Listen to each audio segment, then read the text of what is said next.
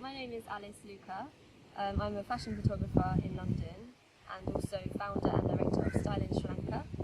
It's an Instagram page primarily and also a blog, styleinsrilanka.com. The first time I came to Sri Lanka was in 2004 with my family. It was like a travelling tour. So we travelled in like a van all around the different places like the Cultural Triangle, Gaul, all of the really popular tourist destinations. I was 14 then, so I was like very, very young. But I still kind of felt something that, you know, it kind of continued until this day, obviously. So after the first trip, tsunami happened in 2004, and I guess personally I wanted to do something that made a difference, that could help people, because I have friends in the country and, you know, it kind of feels close to my heart. So I organised some charity fundraising with my mum and actually at school during that time, and we came out, went to the north to Velachanai, which is near Trinco, to an area which was really badly affected. So I guess from that, because it was like a charity trip, I really had this opportunity to connect with people, and, you know, then I just couldn't stop coming back. I wanted to continue my charity work, and then once I kind of felt like, you know, I'd done a good amount of, you know, helping people, I thought, you know, just do something else. So I've been coming here, doing photography, various personal projects, and it was only until last year when I just kind of thought, you know, I want to do something more. I love London, but I like the pace of life here. I think I like the people here. I like everything about it here. So I just started uploading some photographs to Instagram, had an idea, and I've been here, you know, the last few months. So just kind of seeing how it all goes. I guess with my own blog, it's quite nice to be a photographer starting a blog, because I've kind of got the eye for imagery and visuals, so they kind of connect quite well. Which is one of the reasons why I started on Instagram, because it's very much more of like a visual social media platform. So I had a collection of photographs, so I started it with the photographs I already had, because I wasn't actually in the country. A lot of people thought I was in the country at the time, so it was a little bit sneaky. But then I was planning, you know, to go back again.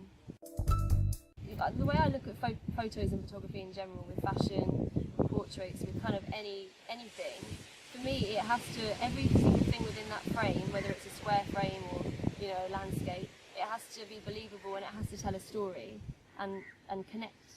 I think that's what I've really learned through fashion photography, is even if you're in the most extreme scenario, you know, with a model that's up a tree or something, you have to actually make it believable, or you have to be able to tell a story. So I know obviously Style in Sri Lanka is reality, and that is, you know, that's not, but it's kind of taught me, you know, just to really consider things when you put them together, and to be able to tell a story through something, or, you know, people look at things differently, which I also really like. So I keep it quite neutral, but still, you know, open for people to get their own inspiration from. So. I think social media has a very, very important role now. You have to go with, you know, how the internet age is evolving. Obviously, it's lovely to still have film photographers. It's lovely to still, you know, use the kind of old school mediums and things, but you have to adapt and you have to go forward. And it's so powerful. Social media is really powerful, and it's online, so it's obviously accessible for everyone in the world, which I think is also good with travel blogs, because people, you know, they're thinking of coming to a country, they want to have inspiration and ideas.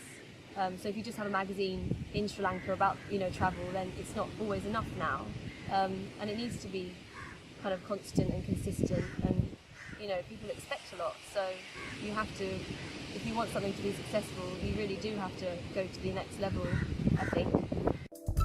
Because I've been coming to this country so much, and I have so many friends, like Sri Lankan friends, these kind of things, they're sort of like second nature to me now.